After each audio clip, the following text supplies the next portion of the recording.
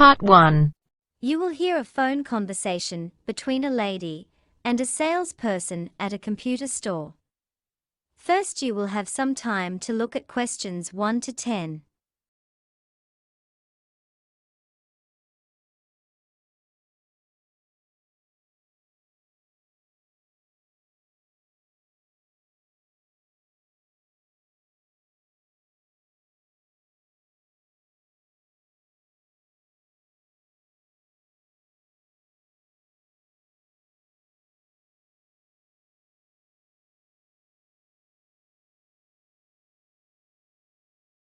Now listen carefully and answer questions 1 to 10. Good morning, Computer Solutions. Oh, hello. My printer's broken and I need to get a new one. Someone gave me your number and I was wondering whether you could help me. No problem. We stock printers suitable for both home and office. Well, I'm a student. I just need one for my coursework. How much do they cost? An inkjet printer will probably be good enough for what you want. It'll do text and pictures.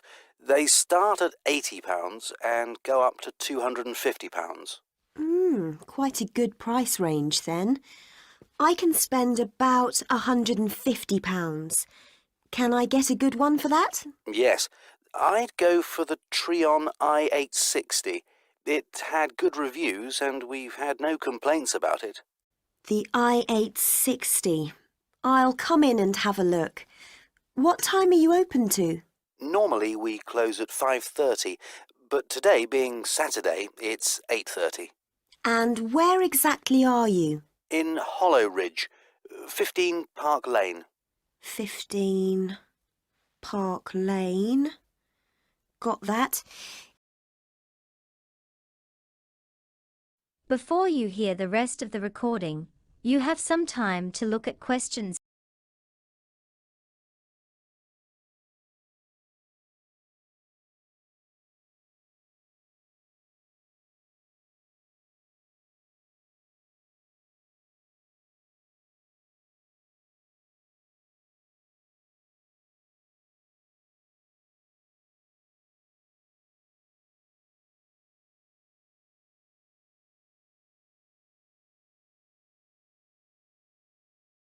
Is that in the town centre? Yes, opposite the cinema.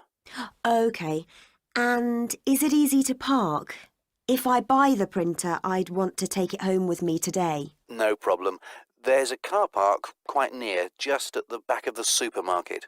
OK. Oh, one more thing. Do you take credit cards? Cash only, I'm afraid.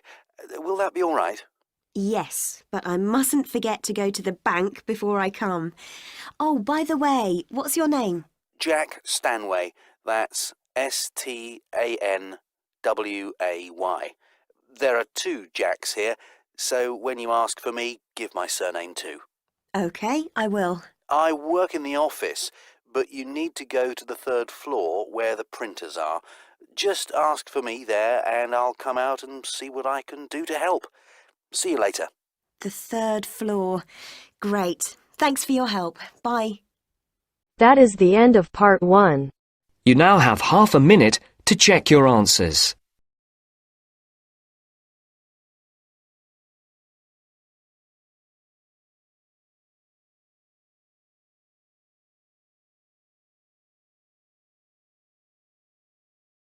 Now turns to Part 2.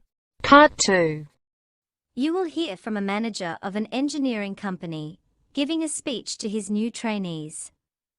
First, you have some time to look at questions 11 to 15.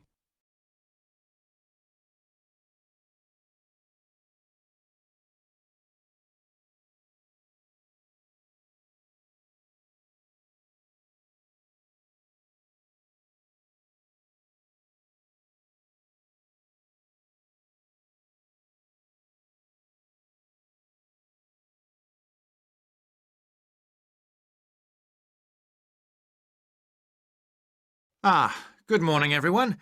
My name's Jeremy Armstrong, and I'm in charge of your training programme here at Coppersmith Engineering, manufacturers of what we like to think are the world's best diesel engines.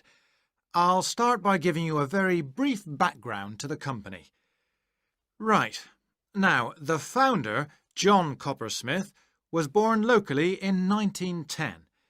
In 1932, he started making bicycles in a shed at the bottom of his garden.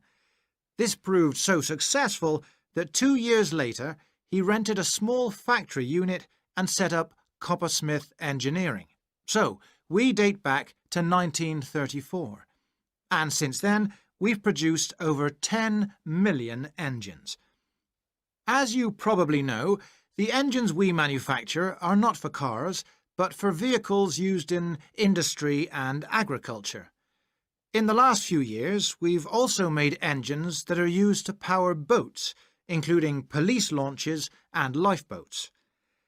Another fairly new development is that 10 years ago, we set up a joint venture with a Japanese manufacturer, and as a result, we're seeing a big rise in turnover, while keeping production costs steady.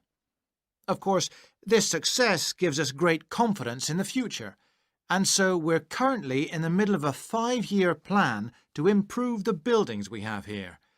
We've just completed a new test facility, and as you were coming in, you probably noticed the site where we're constructing an office block.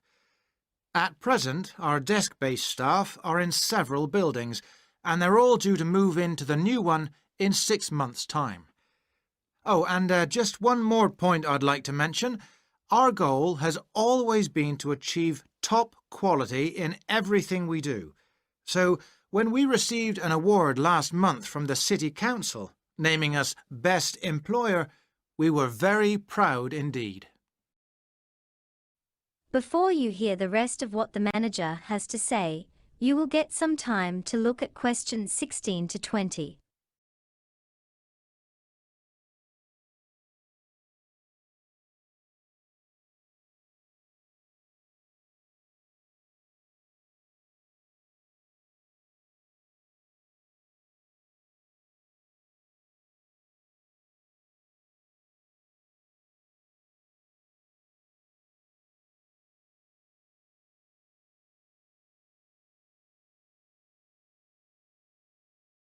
OK, now I'll give you an idea of what to expect in the next few days. You'll each be spending today and tomorrow with one of our staff, following him or her around, sitting in on meetings, and generally learning about that particular activity. Now, this is how I've allocated you. Carol, you said in your interview that you're interested in finance, so I've put you with a person who deals with payments to staff. This is the busiest week in the monthly cycle, as all the overtime has to be calculated before payday. Now, Frank, I believe you've already had some training in sales, and you want to look at the process from the other side, so the purchasing section is where you'll start off. You'll be able to find out how we buy goods and services from our suppliers. Next on the list is Philip. You said you hope to work in advertising, so I had arranged for you to work alongside our marketing manager, but I'm afraid she's on sick leave at the moment, so instead you'll be with someone who deals with sales to other countries. As you speak 2 or 3 languages, you should find you can use them. Stephanie, you didn't mention any preference, so I've put you with a warehouse manager.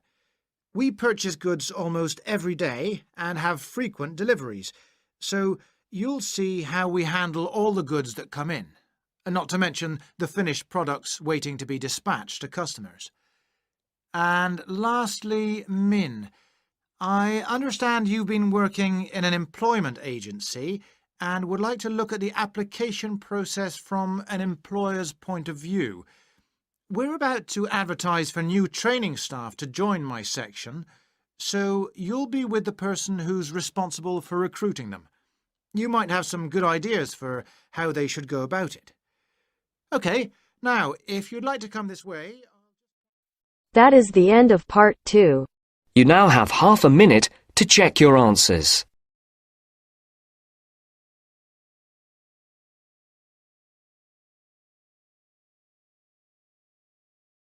Now turns to part 3. Part 3. You will hear a dialogue between a doctor and a patient. First, you have some time to look at questions 21 to 24. Pause the recording for 30 seconds. Now, listen carefully and answer questions 21 to 24. Hello, Dr. Smith. Can I come in? Yes, please, sit down. I won't be a minute. Thank you. You would be Mr. Garrison? Yes, Peter Garrison. Okay, what seems to be the problem, Mr. Garrison? I've been having some pains in my stomach and it's been bothering me for nearly 2 weeks. Actually, 10 days to be exact. What happened at the time the pain started? I was having dinner with my family and I thought I must have eaten something that didn't sit well in my stomach. Then what did you do? I drank a glass of Alka-Seltzer to ease the pain, but it didn't work. Do you remember what it was that you ate at the time the pain started? Yes, I was eating pumpkin soup with bread, and then we had roast chicken, potatoes, some vegetables, and afterwards dessert. I think it was chocolate pudding with cream. That's quite a lot of food. Yes, well, I do like to eat. Do you do any form of exercise? No, not really. I mean, sometimes I might go for a walk. How often? Maybe once a month. And for how many hours? Oh, no, not a long walk. I might walk to the local shops instead of taking my car. How far away is the shop? About 5 minutes. By car? No, on foot. Well, I think the problem here is that you're quite overweight from the looks of things. You don't exercise and you eat far too much. So I'd say the issue you're having with your stomach is something that was inevitable. I'm going to suggest a few things, but you have to comply. Otherwise, there's no point in me going on. So, it's serious. It will be if you don't take steps to change your lifestyle. Before you hear the rest of the conversation, you have some time to look at questions 25 to 30. Pause the recording for 30 seconds. Now, listen and answer questions 25 to 30. Oh, what should I do? First of all, I'm going to give you a list of what you can and can't eat for the next month. I want you to follow this quite strictly. Do you understand? Yes. For breakfast, I want you to have a cup of hot water and lemon juice. Is that all? No, let me finish. Sorry. After 20 minutes, I want you to have a freshly squeezed juice of either fruit or vegetables. Then eat either cereal without sugar and with low-fat milk, or if you don't like cereal, then have some toast. You can use honey or jam that is organic only. But I don't want you to use any butter and no sugar or salt. For a whole month? Yes. Then, for a mid-morning snack, you can have 2 pieces of fruit. Lunch will be 2 pieces of brown organic bread with either avocado or hummus instead of butter and salad. Then in the afternoon, you can have a handful of nuts, but not too many. Okay so far? Well, it all sounds a bit hard. You know, it doesn't seem like much. For dinner, you are allowed a small quantity of about 100 grams of either brown rice or pasta with steamed or baked fish and vegetables. If you must have dessert, you can either have another piece of fruit or some low-fat organic yogurt. Where do I buy all this organic food? There's a shop in the high street, and I want you to walk there. It's just opposite the town hall. Okay. I want you to be 100% dedicated to this diet. Is that it? Yes, and I'll see you in a month's time to reassess you. Okay, Doctor. Well, I'll see you in a month. Oh, and absolutely no alcohol, coffee, or cigarettes. Oh, dear.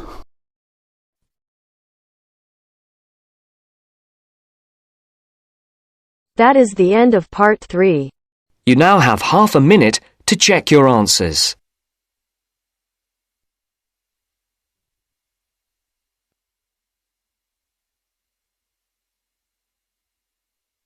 Now turns to part 4. Part 4. You will hear part of a lecture on photography. First, you have some time to look at questions 31 to 40. Pause the recording for 1 minute. Now listen carefully and answer questions 31 to 40. Last week, we focused on the creative side of photography, composition, etc. But this week, it's time to get a bit more technical. Today, our focus is going to be on exposure. The term exposure simply refers to the amount of light your film is exposed to, or, put another way, the amount of light you allow to strike your film. A good photographer has got to know 2 things. 1. How much light is required to capture a particular image, and 2. How to control the light reaching the film. The former is usually determined by the camera's inbuilt light meter, and the latter is taken care of by means of the aperture and shutter settings. Essentially, exposure time is controlled by opening the aperture and allowing light to pass through it for a fixed duration. Aperture sounds like a fancy word, but in simple terms, it is basically a hole whose size can be varied to allow more or less light to pass through it. Aperture size is described in f numbers, with each f number being half as bright as the previous one. The difference in value between one full f number and the next is known as a stop. The smaller f number, the larger the aperture and the greater the amount of light being let pass through it. Shutter controls also play a crucial role in determining the exposure for a shot. The shutter prevents light from reaching the film until the instant of exposure when a picture is being taken. Then it opens for a predetermined amount of time, allowing light to pass through the aperture and onto the film. Shutter speed is expressed in seconds or fractions of a second. A 1 unit change to the shutter speed is also known as a stop, and a change of 1 stop to the shutter speed has a similar outcome to a 1-stop aperture size adjustment. Overexposure, as the name suggests, occurs when you give your film more exposure to light than is necessary to capture a clear image. Telltale signs of overexposure include pictures dominated by pale or light shades and poor washed-out colours. Underexposure, then, occurs when there is not enough light and produces the opposite result, a dark image with poor detail and shadows. Before we go on to look at how to ascertain the correct exposure settings for a particular shot, let's take a short break. That is the end of part 4. You now have half a minute to check your answers.